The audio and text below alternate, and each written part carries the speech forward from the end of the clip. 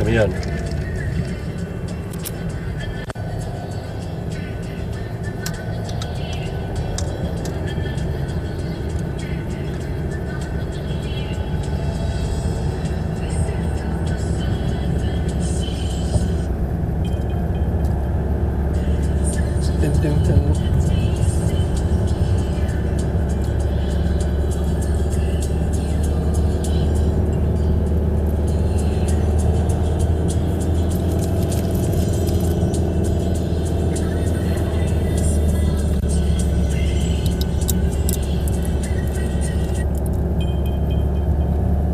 Ahora mira una curva.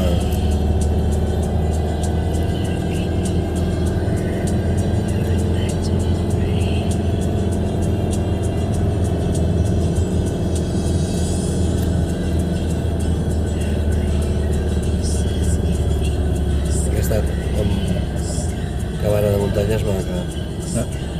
Aquesta vidriera. És vella, però...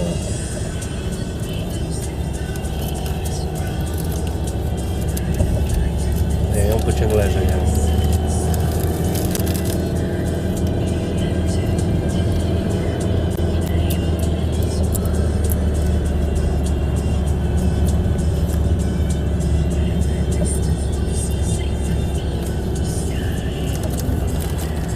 Estos camiones pasan por aquí. Andorra. A veces que no quiere entrar.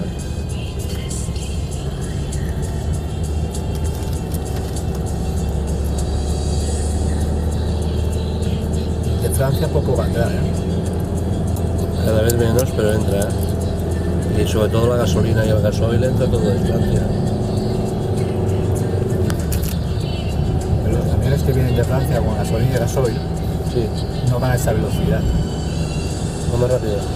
Son camiones que pasan por aquí 2 veces cada día, de una de bajada otra de subida, durante todo el año.